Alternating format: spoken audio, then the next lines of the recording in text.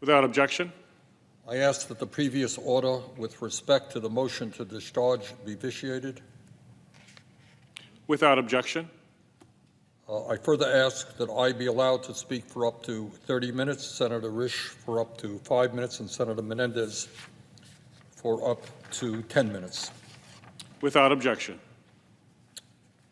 Mr. President, this is an issue that I and a number of us, Democrats and Republicans, progressives, conservatives, have been working on for a number of years. I was disappointed that the Biden administration has announced its opposition to the resolution that I am bringing forth. But we have been in communication with the administration all day, and just a few minutes ago, we have received a commitment from them that they will work with us to end the war in Yemen and bring peace to that very troubled region. Now, I don't know if the administration and those of us who want to go forward will end up being in agreement. If not, I assure the members that we will be back with a resolution in the very near future, as soon as we can, because this is an issue that I and many of us feel passionately about. So to the members, I'm not going to ask for a vote tonight, but I do want to express my concerns, deep concerns about what's going on in that region. Mr. President, in 2014, with the active support of the United States military, Saudi Arabia, the UAE, and a coalition of other countries intervened in the civil war in Yemen. The result of that intervention was the creation of the worst humanitarian crisis on the planet, and it really is almost hard to imagine what is going on in that impoverished country.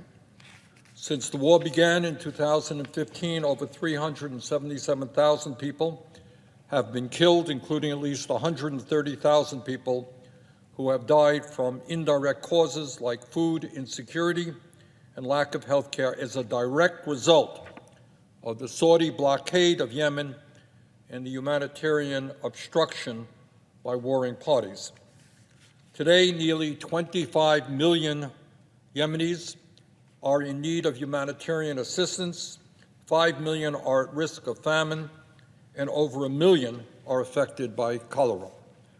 According to UNICEF, by the end of this calendar year, nearly 18 million people, including over 9 million children, will lack access to safe water, sanitation, and hygiene services in Yemen, leading to regular outbreaks of preventable diseases like cholera, measles, and diphtheria.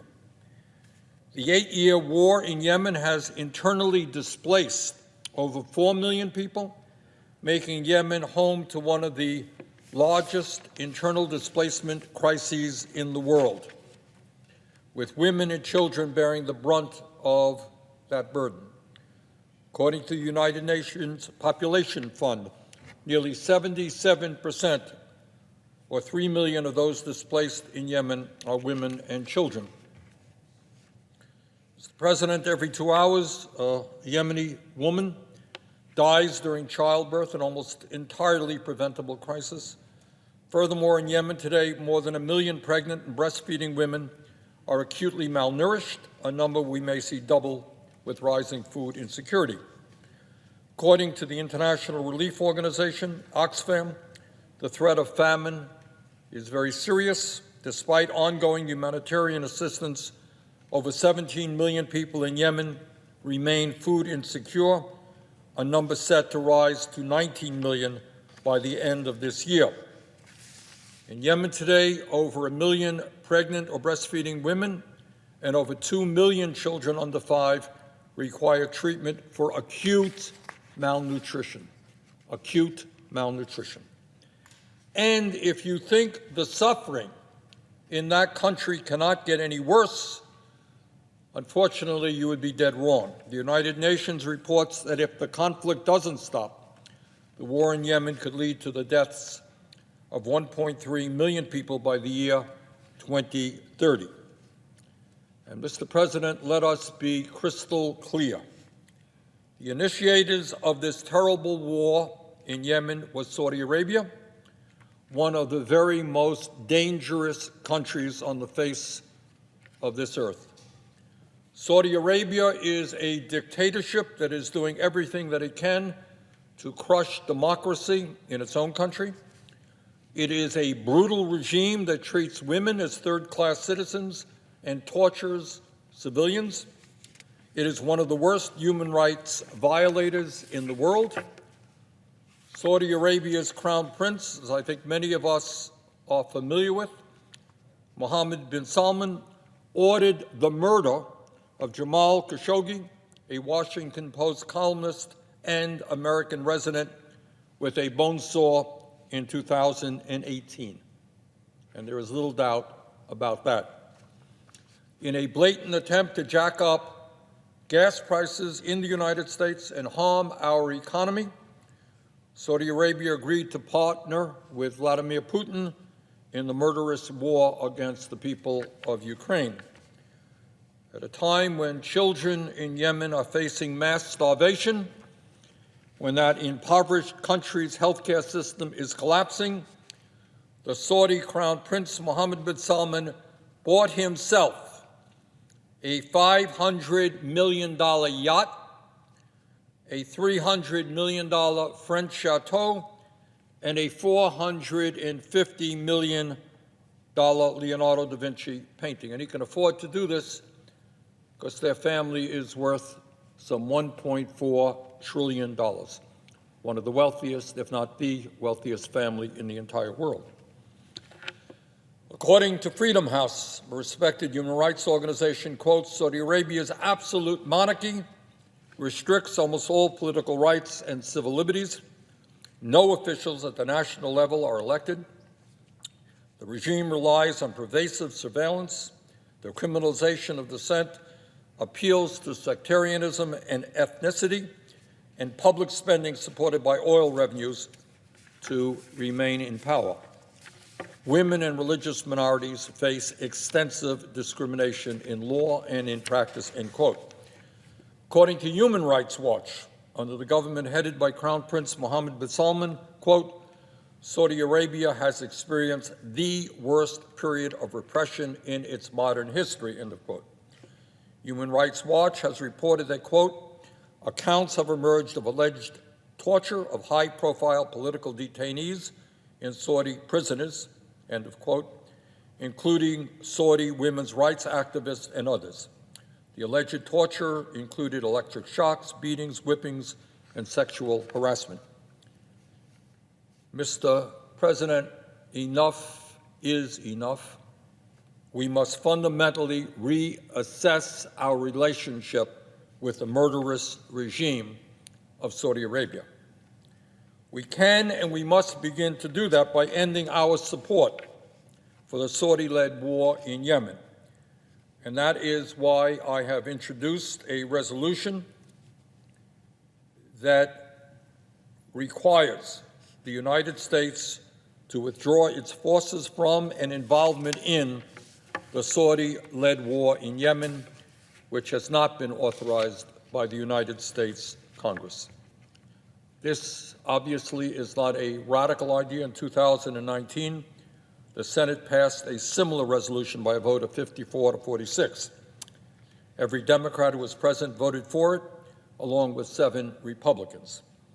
The House of Representatives passed that same resolution by a vote of 247 to 175. Every Democrat in the House who was present voted for it, along with 16 Republicans. Sadly, then President Trump vetoed it, and it did not become law. Mr. President, it is long past time that we take a very hard look at our relationship with Saudi Arabia, a country whose government represents the very opposite of what we profess to believe in.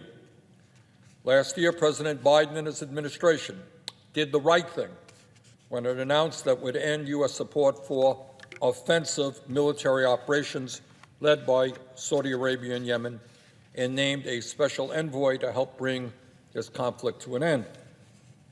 The good news is that as a result of these efforts, I think as a result of the resolution passed in the House and the Senate, the Saudis have paused their deadly airstrikes in Yemen, and in April, the United Nations brokered a truce between the warring factions. The bad news is that this truce expired over 2 months ago, and there is now evidence that violence in Yemen is beginning to escalate. Now, I understand that the administration is opposed to this resolution, and let me briefly respond to some of their concerns. First, the administration claims that this resolution is unnecessary because Saudi Arabia has paused its bombing campaign in Yemen. Well, Mr. President, that may be true, but let's be clear. There is no guarantee that Saudi Arabia will not stop bombing Yemen tomorrow, relying on U.S. military support and U.S. manufactured weapons to carry out those airstrikes, which in the past have done incalculable harm to the people of Yemen. In fact, a previously announced end to U.S. offensive support did not prevent devastating and indiscriminate Saudi airstrikes in Yemen, which occurred as late as March 2022. Passing this legislation would allow Congress to play a constructive role in the negotiation of an extension of the truce and a long-term and lasting peace. The resolution that we are debating today, we are discussing right now, will help ensure that Saudi airstrikes do not resume. Further, while it is true that the Saudi blockade is not as severe as it has been in the past, vital commodities like fuel and medicine are still in short supply, and Saudi Arabia to this day still has imposed restrictions on nearly all commercial imports into Yemen, including fuel.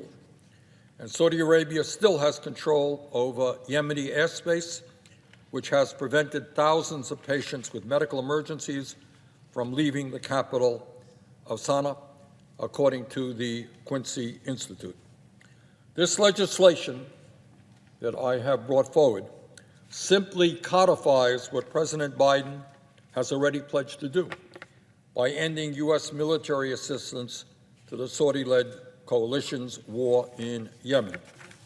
Specifically, this resolution would achieve three important goals. First, it would end U.S. intelligence sharing for the purpose of enabling offensive Saudi-led coalition strikes inside Yemen. Second, it would end U.S. logistical support for offensive Saudi-led coalition strikes, including the provision of maintenance and spare parts to coalition members flying warplanes. Finally, it would prohibit U.S. military personnel from being assigned to command, coordinate, participate in the movement of, or accompany Saudi-led coalition forces engaged in hostilities without specific statutory authorization from the Congress. Mr. President, let us be clear. This is a narrowly targeted resolution that only affects Saudi Arabia's offensive operations in Yemen. This resolution would still allow for U.S. military support to be used to protect the territorial integrity of Saudi Arabia. In other words, nothing in this legislation prevents the United States from helping Saudi Arabia defend itself against attacks originating from Yemen. Further, this resolution would not affect America's support for Ukraine's self-defense, as some opponents of this legislation have claimed. That is why I am proud to be joined on this resolution by some of the staunchest defenders of Ukrainian sovereignty and U.S. national security interests who, like me, are outraged by Saudi Arabia's collaboration with Russia and open support of illegal wars of aggression. And they include Senator Durbin, Senator Blumenthal, Senator Peters, Senator Warren, Senator Markey, and a number of others who support this resolution. Passing this War Powers resolution will send a very powerful message to Saudi Arabia that the war in Yemen must finally come to an end. There must be a peaceful resolution to this horrific conflict. Passing this resolution will also send a message to Saudi Arabia that its partnership with Russia with respect to the war in Ukraine is unacceptable. Mr. President, in October, after Saudi Arabia agreed to cut oil production, the Biden administration recognized the need to work with Congress to re-examine the relationship between Saudi Arabia and the United States. President Biden said he wanted action from Congress. This resolution is a narrowly tailored response that will help achieve that objective. In October, the chairman of the Senate Foreign Relations Committee, Senator Menendez, said, and I quote, "The United States must immediately freeze all aspects of our cooperation with Saudi Arabia, including any arms sales and security cooperation beyond what is absolutely necessary to defend U.S. personnel and interests." And he continued, as chairman of the Senate Foreign Relations Committee, "I will not greenlight any cooperation with Riyadh until the kingdom reassesses its position with respect to the war in Ukraine." Enough is enough, end of quote from Senator Menendez. And I agree with that. And this resolution is our opportunity to send a powerful message to Saudi Arabia that Congress is, in fact, re-examining our relationship with that country.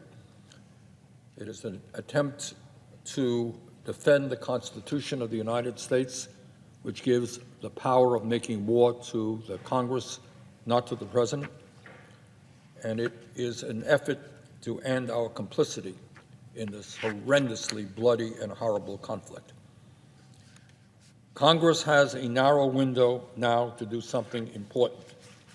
Enacting the War Powers Resolution will send a powerful message to the Saudis and to the Houthis that the United States will not be a party to this war and that the warring factions must find a sustainable peace solution.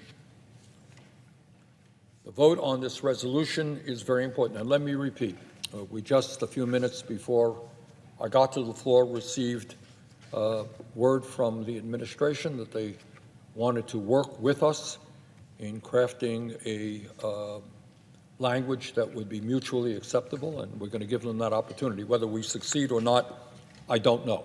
And let me repeat, if we do not succeed, I will be back with many of my colleagues to bring forth this resolution or something that is very important. And what this resolution finally is about, it says that the people of Yemen need more humanitarian assistance, not more bombs. It is a vote that says that the Senate believes in the Constitution of our country, which makes it clear that the Congress, not the President, determines whether and when the United States goes to war. It is a vote that tells Saudi Arabia that we will not continue to give it a blank check with respect to war and foreign intervention. And it is a vote that says, no, we will not stand with Saudi Arabia while it is actively supporting Vladimir Putin's horrific war of aggression against the people of Ukraine. So once again, where we are at is I'm not going to ask for a vote tonight. I look forward to working with the administration, who was opposed to this resolution, and see if we can come up with something that is strong, that is effective. And if we do not, I will be back. And with that, Mr. President, I yield the floor. Sorry.